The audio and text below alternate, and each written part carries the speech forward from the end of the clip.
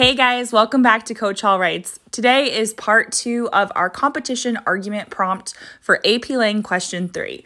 So in this video, if you want to practice as I'm going through the lesson, make sure you pause your video when I cue you to. That way you can go ahead and write down your answers and then hit play and you can hear the rest of the feedback for that particular activity. In part 1 of our video series, we talked about our essential question, which is, to what extent is competition harmful?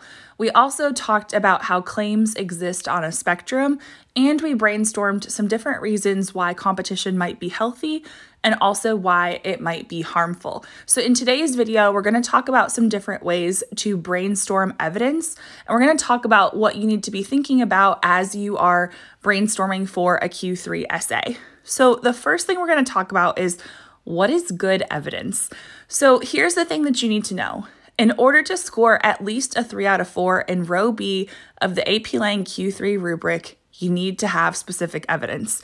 Now that sounds pretty easy, but it's actually a little bit harder than you might think. So first of all, we need to go over a few key details.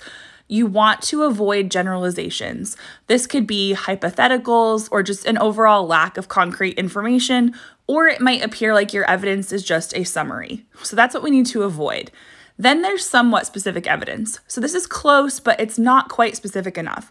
So this evidence could have some concrete information in there, but the details might still be kind of vague, or you're relying on your reader to connect the dots. Your reader is not supposed to have to infer, so you need to make sure that you are contextualizing your evidence so that it makes sense to your reader. Don't assume that they know what you're talking about. Also, sometimes evidence could be a little bit inconsistent, or it just might be oversimplified. So specific evidence, that's what we're shooting for. If it's specific, it's going to mean that it thoroughly addresses the prompt. It's very clear how it works with the prompt. And it's also going to be well explained with appropriate context. That way the reader doesn't have to try to infer or connect those dots like we talked about before. So we want to aim for specific evidence. So now let's talk about how you actually brainstorm some evidence. I like to use the acronym CHORES with my students, which stands for Current Events, History, Outside Knowledge, Reading, Experience, and Science. So it covers a wide range of areas, but here's the thing. There are a lot of other acronyms out there. So if your teacher taught you a different one, or if you have another one that you prefer, use that instead. So as we're doing this activity, I'm going to show you how to do it for chores, but you can do it with your own acronym if you want to. So current events. Go ahead and think about how competition is relevant in current events. So go ahead and pause the video and write down your ideas now. When I did this activity with my students, we were only able to come up with a couple key ways that we could see competition in current events. And the first was the 2020 election, and the second was the COVID vaccine. So if you came up with others, that's awesome. In fact, if you came up with something different, let me know what it was in the comments below, because that might help other students as well. So it's not necessarily about coming up with this huge list, but you want to come up with a couple ideas per category if you can. Everybody has a different knowledge base, so you might be stronger in certain areas as opposed to others. Okay, so what I want you to do now is I want you to think about, do your examples demonstrate healthy or unhealthy competition, or both? And I also want you to ask yourself, okay, what type of knowledge do I have about this topic?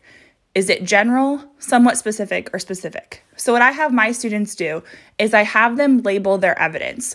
A G for general, which means I don't really know much about this. I probably shouldn't write about it.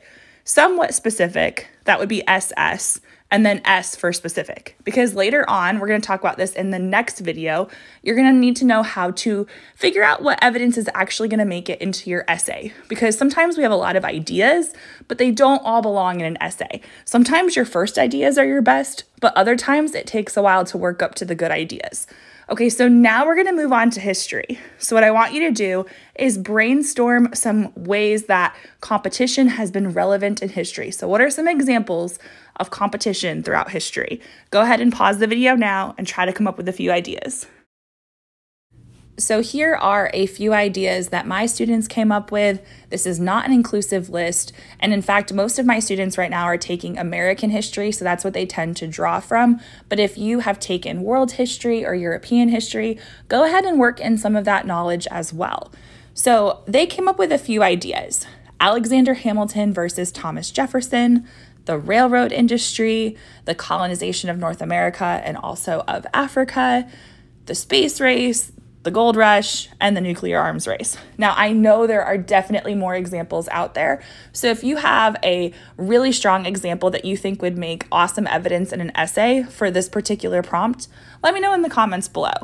Now we're gonna do the same thing we did last time. So I want you to kind of figure out, okay, does my evidence show healthy or unhealthy competition? Or maybe both.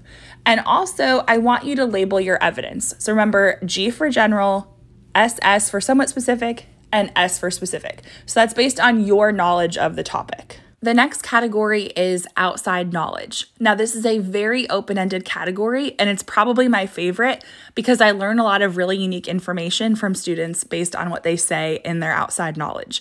And that's because this is kind of like the catch-all category. It's not personal experience, though. The E in chores is experience, and that comes later. Outside knowledge is basically your passions or your interests, maybe electives that you've taken in school, some knowledge that you've gained from those classes. So in this category, we oftentimes see students talking about music or maybe pop culture or sports, just different things that they know a lot about that don't fit the other categories. So go ahead and think about your outside knowledge of competition. Go ahead and pause the video and jot down some ideas. So here are a couple examples that my students came up with.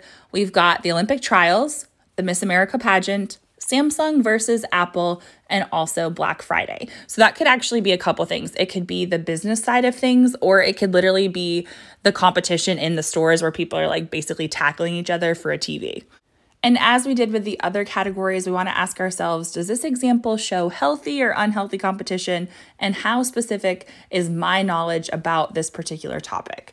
Okay, so now we're going to talk about reading. Now, I get a lot of questions about the reading category. Students want to know, can I write about fiction? Do I have to write about something that is a book-length text?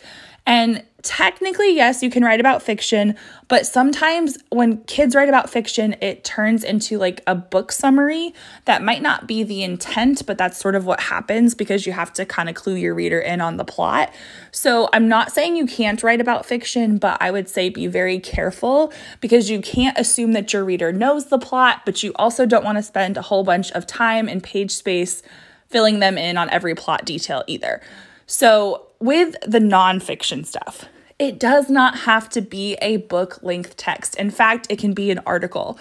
So I want you to think about, have I read any articles recently, or have I read a nonfiction text that deals with competition? And if so, what was it? Okay, so go ahead and pause the video now and see if you can come up with a couple ideas. So here are a couple ideas of articles that might fit this category. The first is Best in Class, which is an article all about the extreme lengths that students will go to in order to become valedictorian, and also the controversy of that particular type of competition. And then the second one is Malcolm Gladwell's Offensive Play. That one talks about football and CTE. So you could use that to argue that football players push themselves to their physical limits because of love of sport. He also compares football to dogfighting, so you could maybe use that competitive angle as well. So those are two different articles. Now, I have had students ask me if they could put TED Talks and podcasts in the reading category, and I don't have a problem with that. You could also put it under outside knowledge. There are going to be times when things might fit in two categories, and I just tell my students to use their best judgment. Where do you think it fits? Because this is just brainstorming. This is not actually part of the AP Lang rubric. The E stands for experience. So this basically means personal experience. And the good thing about personal experience in terms of specific evidence is that because it happened to you, it should mean that you can provide specific evidence. The downside, though, when it comes to actually writing the essay is that you have to remember the reader doesn't know who you are, and they're not going to know about your life. So you do have to provide some context without weighing your essay down. So go ahead and pause the video at this time and write down some ideas of how you have personally experienced competition in your life. Those of you that are athletes, you probably have some sporting experiences you could talk about, or if you're in a club that competes, you could talk about that. Also, if you're in something like student council and you had to compete to be elected, you could talk about that experience. Or there's even sibling rivalry, so that technically counts as well. So there's a whole range of personal experiences that you could have here. I stuck to general categories, but hopefully you have some concrete examples that fit your life. So go ahead and reflect on whether you feel these experiences represent healthy or unhealthy competition. Perhaps it started healthy and then turned unhealthy, or vice versa. So there can be some complexity to this as well.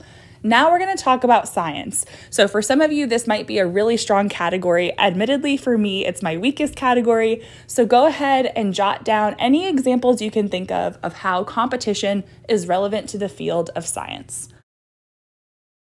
I only have one lonely little entry for science, and that is survival of the fittest.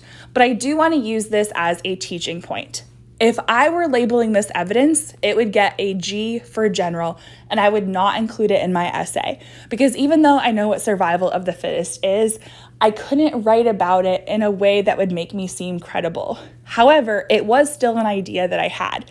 So you're probably noticing, if you look at all your notes together, that some of your categories were stronger than others.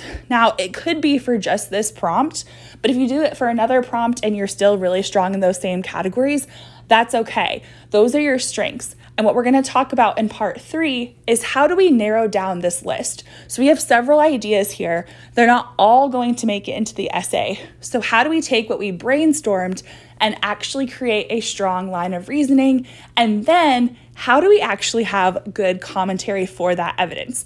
So if you're interested in that, please make sure that you are subscribed with your notifications turned on. That way you can come back for part 3. And until next time, guys, happy writing.